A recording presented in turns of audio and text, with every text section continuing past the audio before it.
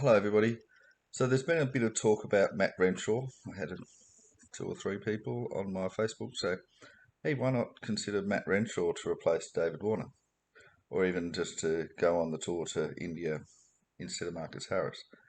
And so I thought I'd look at Matt Renshaw and see how he's been going and if he is the right person to go there, if he's better than Marcus Harris. So Matt Renshaw, born in 1996, so he's 26 years old. He's not too far off his 27th birthday, but that's coming in March or end of March next year. So his statistics, so he first played first class for South Australia. So he played South Australia or is he Queensland? It looks like he's Queensland, is he? Anyway, yeah, I'll just double check that. But yeah, it looks like he's Queensland, yeah. So yeah, so he's an opener. First played for Queensland just before his 19th birthday. Um, got six and what was it? A six and nothing. Oof, not very good. But by the time that he was 20, so actually not even 20. No, he was 20. So he was 20 years and about 20 years and about 8 months when he made his debut for Australia. So he'd only been playing first class cricket for like a year and a half. So and he made his test debut. So pretty quickly. And if I recall, like his record at that stage, he was averaging something like 43, 44, maybe 46 at first class level, and they thought, oh, this is on the way up. So they put him in the test team, and look, he didn't do too badly. I certainly don't think that he was a complete failure. I mean, average of 33.47 after 11 tests, one test century, and three half centuries is not too bad. And there's certainly if you there are people that do worse than that, and even if you look at the other contenders, there are people that did worse than that. Um, it's it's not that bad. So if you look at it, so his Test career, he started off against South Africa in Adelaide, got 10 and 34 not out. So not that bad. Then played against Pakistan in Brisbane, and Pakistan weren't that good at that time. 71 and 6, and then went to Melbourne and got 10. Still, he got one half century in his first four innings. In his sixth innings, he got 184 against Pakistan in Sydney. And that was when people were thinking, all right, he's just going to stay in the team forever. Then went to India, and of course, it's really hard to play in India, but he still got 68 and 31. Really good. And that was in February 2017. 60 and 5. Really good. 44 and 15. Can't complain. And then one bad run of a 1 and 8 in Dharamsala. Then he went to Bangladesh and 45 and 5, not that good. 4 and 22, bit of a problem. Went to, and then he was dumped. Um, well, no, he went to South Africa. That's right. He played in that. Oh, no, no, no. He actually was dumped. He was dumped because he went to South Africa and that was after Warner and Smith and all them were banned. And he came in as an opener and he was stuffed up, got 8 and 5. So, Um, yeah, it's a bit of a funny one because he was actually replaced by Cameron Bancroft, and I certainly said that was a bad idea, and not just because I was expecting Bancroft to, um, tamper with the ball, but I just thought, well, they should have persisted with Renshaw, and if you kind of look at Cameron Bancroft's test matches in between there, and we can have a look at that, they were not very good. I mean, he averages 26 now and uh, let me do this. I mean, Cameron Bancroft. So he played while in between Cameron Bancroft, if you like. So he got 5 and 82 not out against England in Brisbane. So much better conditions than most of the matches that Renshaw was playing. So Renshaw was playing in tough conditions, a lot of tough conditions. Bancroft probably wasn't really. I mean, against England and Australia, it's pretty easy. Then he got 10 and 4. That's pretty awful. 25 in Perth, 26 and 27 in Melbourne, a duck in Sydney.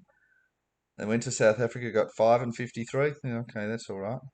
39 and 24, not great, but it's okay.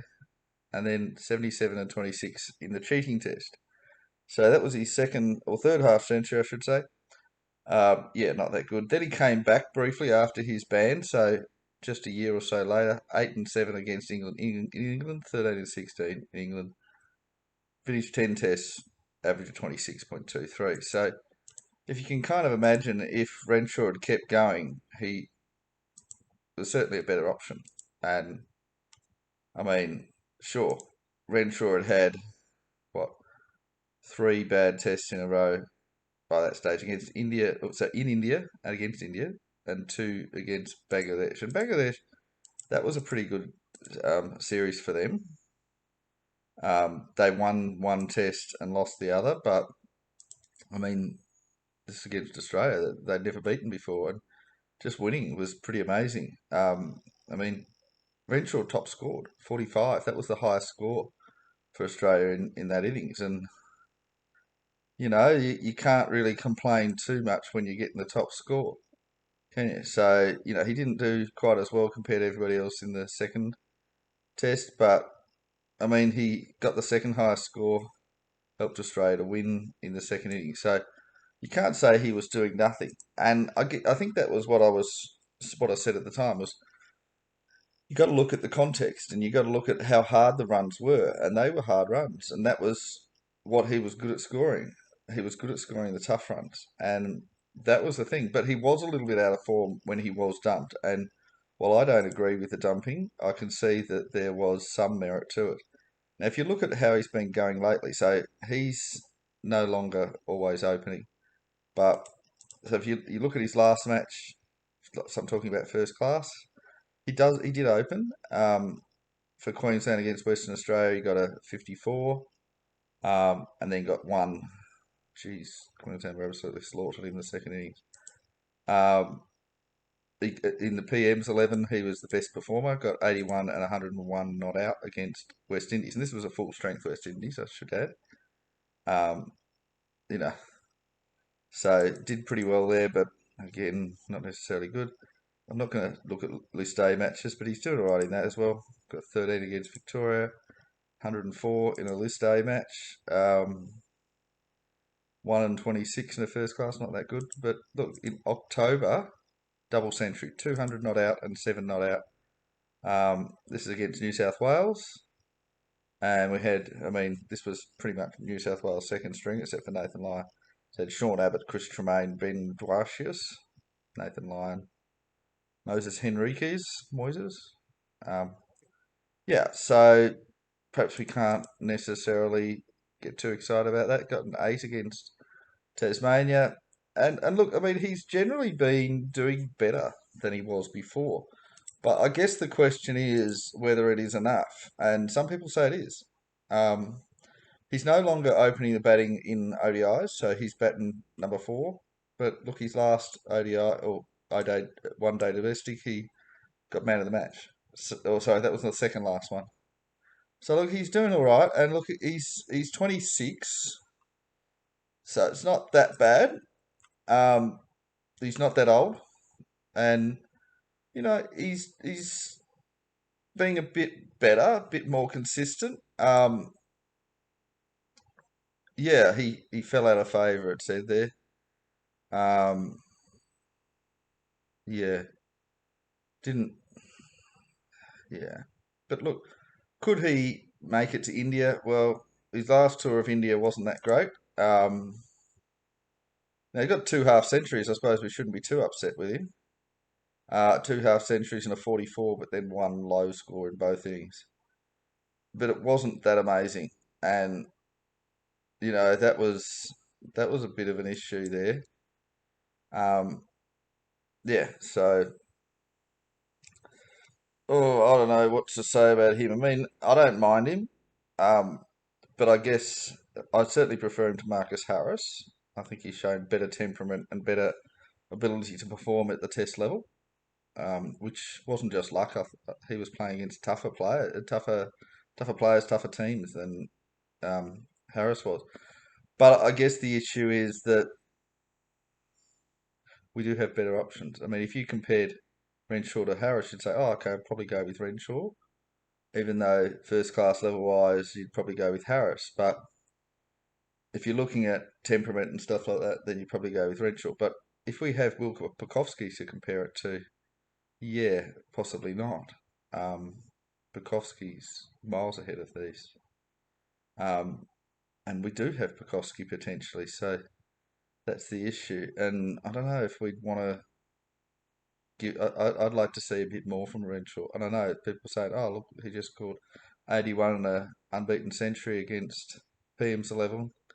And he is good for. He's getting at least a half century in most matches he plays.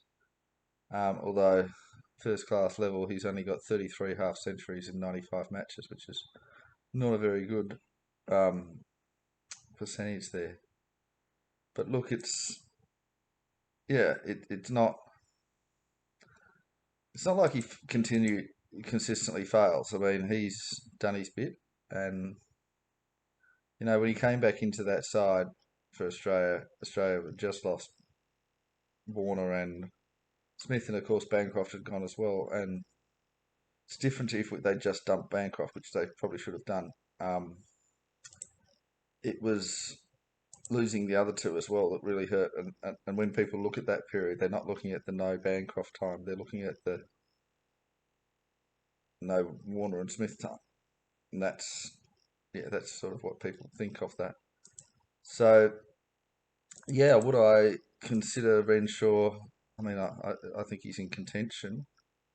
Would I want him in the side? I think that he needs to do a bit more um, before I'm really there. It's not like I'm saying, oh, no, never, he'll never play. I hate him. Uh, I think that if he can improve a bit more and do things a bit more than he has been, I would consider him. Um, but there are a few too many failures, and I think that some of the bowlers, particularly at the international level, have worked him out a little bit, and that's sort of one of the problems. Um, but I don't think he should have been dumped when he was, and maybe if he had stayed in the team, he could have been. So I think that he's a player that they need to get him in. If he is coming into the team, it needs to be in the right way. He's not the sort of player you can just throw in. I think it needs to be very well deserved and being a good build up for it. He said he's ready. That's great to hear. But is he really ready? I don't know. Um, I don't know if that's the right way to do it. If you get someone on merit, fine. You get someone as a stopgap, well, what are they going to do? It was difficult for Usman Khawaja in comparison coming in, but he managed to do it. I think that if we had Matt Renshaw in the same way, it'd destroy him.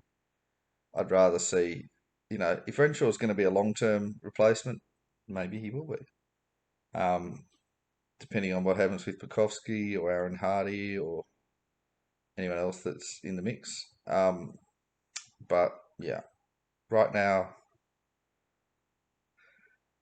I don't know. I mean, if Warner really went to Hawaii, not Hawaii, where was he going to? Bali. He'd probably be replaced by Marcus Harris because Harris is in the squad. Sorry, Renshaw. But if Warner were to say at the end of the series after the Sydney Test and says, "Oh, look, I don't want to go to India," or if they say to him, "Oh, we don't want you to go to India," it'd be out of Renshaw and Harris, and there's a good chance that Renshaw would be the one. So I think we've got a lot more Test faith in Renshaw. Hasn't really failed at Test level, or not enough to be a worry. Whereas Marcus Harris has absolutely failed at Test level. Um, if you look at Marcus Harris, I'll just bring him up now. So I'm going to look at his 14 Test matches. I'm sorry about that, but 26 and 26 against Indian Adelaide, 70 and 20 against Indian Perth. No, that's not too bad. 22 and 13 Melbourne, 79 and 2 not out in Sydney. That's okay. 44 in Brisbane against Sri Lanka, 11 and 14 against Sri Lanka in Canberra. That was not real good. 8 and 19 against England. He failed against England. 13 and 6 3-9, had a little time away, a year and a bit. Came back, started 2021, 5-38 against India and Brisbane. Oh goodness. End of 2021 after another gap, 3-9 not out against England in Brisbane, 3-23 against England in Adelaide, 76 against England in Melbourne. Well done, mate. Then January test, 38-27 against England in Sydney, and that's when we brought in Usman Khawaja. Usman Khawaja actually played as in the middle order in that match, if I remember rightly. Yes, he did. Got 137, and then when who was it that came back there? Travis Head, because Travis Head was actually Khawaja got dual centrals. Travis Head was out with the virus, and yeah, they just replaced Harris at the top by putting Khawaja in. And that was the end of that for poor old Mr. Harris. But that feels like a lot of failure. Like, it's not just an average of 25. He was playing against easy opponents. He never had to go in the subcontinent. All but, those 3 matches in England. All of the others were in Australia. And he still has that result. Though a lot of them were against India. 5 were against India, who don't travel well. They were against Sri Lanka when Sri Lanka was not doing well. Everybody else got lots of runs. He didn't. So there's really no impressive scores amongst that. You might say against England in Melbourne, second last test, that was okay. He got 2 half centuries in his first 4 matches. That's okay, but yeah, not real good overall. And I'm just struggling to have faith in him. So if you have a choice, it's not just the average. You also would say Renshaw's done better, and that's what you'd say. You'd say Renshaw's done better. I wouldn't even consider Harris if you look at not just the scores, but the quality of the scores, the quality of the opponents, the difficulty of the matches. You'd definitely go with Renshaw, but are they the only 2 options? I think if they are, and I mean, you'd still have a bat off. I'd still want them to see if who's better. Yeah, that's it from me. Bye bye now.